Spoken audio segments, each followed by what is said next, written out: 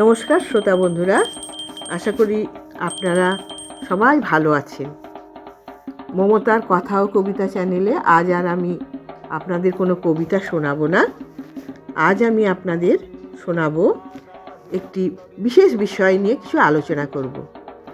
সেই আলোচ্য বিষয়টি হলো দেবারতি, অর্থাৎ প্রতিটি পূজার অঙ্গ হিসাবে দেবদেবীকে যে আমরা আরতি করি তারই নিয়মকানুন বা তার মাহাত্ম্য বা তার গুরুত্ব এই নিয়েই আমি কিছু কথা বলবো।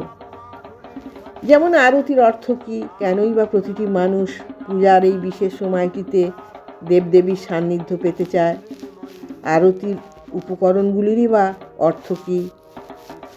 প্রতিটি গর্ভগৃহে বা মন্দিরে দিনে 3 বার করে আরতি করা হয়। দেবতাকে জাগ্রত করার জন্য ভোরবেলা যে আরতি হয় তাকে বলে মঙ্গল আরতি। দুপুরে ভোগ নিবেদনের সময় যে আরতি হয় তাকে বলা হয় ভোগ আরতি। আর সন্ধ্যাবেলায় যে আরতি হয় তা হলো সন্ধ্যারতি। আরতি কথাটির অর্থ আলোর দিশারি, অর্থাৎ যা অন্ধকার দূর করে আলো এনে দেয়। দেবতার প্রতি ভক্তি, ভালোবাসা, শ্রদ্ধা জাগিয়ে তোলে যে মাঙ্গলিক অনুষ্ঠান। ভক্ত ভগবানের প্রতি সম্পূর্ণভাবে নিজেকে সমর্পণ করে, তাই আরতি। এই সময় ভক্তের আকুল প্রার্থনা থাকে, অসত মা সদ্গময়, তমস মা জ্যোতির্গময়, অর্থাৎ আমাকে অসৎ থেকে সতের পথে নিয়ে চলো, অন্ধকার থেকে আলোর পথে নিয়ে যাও। এই সময় ভক্ত এবং ভগবান যেন একাত্ম হয়ে যায়। ভক্তের প্রতি দেবদেবীও প্রসন্ন হয়। ভক্তের ব্যাকুল আরতি ভগবানের কাছে পৌঁছায়। এবার আমি বলবো আরতির উপকরণগুলির মাহাত্ম্য কী। যেমন আমরা দেখি পূজার সময় আরতির আগে পুরোহিত বা ব্রাহ্মণ যে উপকরণগুলি আরতির জন্য রাখে তা হলো পঞ্চপ্রদীপ, ধূপ, দীপ, পানি শঙ্খ, নতুন বস্ত্র, চামর বা পাখা। কিন্তু এই প্রতিটি উপকরণেরই একটি বিশেষ মাহাত্ম্য আছে। যেমন পঞ্চপ্রদীপের উপকরণ, এই যে পঞ্চপ্রদীপ যে উপকরণটি ব্যবহার করা হয় তা হলো ক্ষিতি, অপ, তেজ, মরুদ, বোম। এই পঞ্চভূতের প্রতীক হলো পঞ্চপ্রদীপ। প্রজ্বলিত দীপ রূপের, শঙ্খস্থিত জল রসের, পুষ্প গন্ধের, চামর বা পাখা স্নিগ্ধ বায়ুর স্পর্শ, ঘণ্টাধ্বনি শব্দের প্রতীক। শঙ্খ, ঘণ্টা, কাঁসর এগুলিকে একসাথে বাজিয়ে দেবতাকে জাগ্রত করা হয়।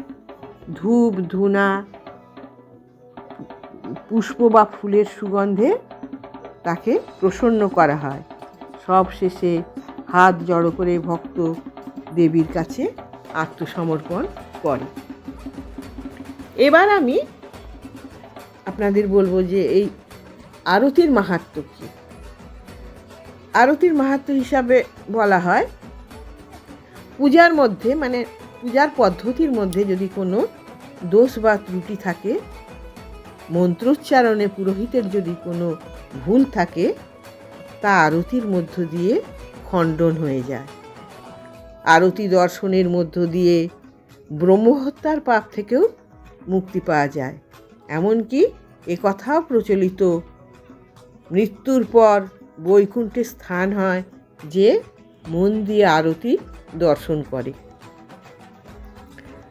বৈষ্ণব মতে কিন্তু আরতির আরেকটি সুন্দর ব্যাখ্যা আছে। বলা হয়,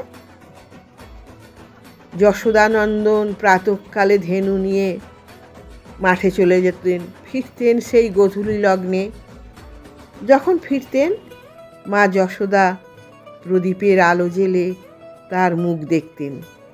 হাতের প্রদীপ ঘুরিয়ে ঘুরিয়ে কৃষ্ণের সমস্ত অঙ্গ দর্শন করতেন। স্নিগ্ধ সুরভিত জল ধুলো ধূসরিত অঙ্গের মলিনতা দূর করে পরিষ্কার কাপড় দিয়ে মুছে দিতেন। সুগন্ধি ফুল দিয়ে সাজিয়ে চামর দুলিয়ে সন্তানের ক্লান্তি দূর করতেন। বৈষ্ণবীয় মতে আরতির অর্থ ভগবানের প্রতি ভক্তের আকুল প্রার্থনা বা তার কাছে নিজেকে সম্পূর্ণভাবে নিবেদন করা বা শ্রীকৃষ্ণকে প্রসন্ন করা। উপসংহার হিসাবে বলি, আরতির এই বিষয় আমার জ্ঞানের মধ্যে যতটুকু আয়ত্ত হলো তাই আপনাদের সঙ্গে ভাগ করে নিলাম। এ বিষয়ে আমার শ্রোতা বন্ধুদের যদি বিশেষ কিছু জানা থাকে তারা অবশ্যই কমেন্টের মধ্যে জানাবেন, তাতে আমি সমৃদ্ধ হব। নমস্কার।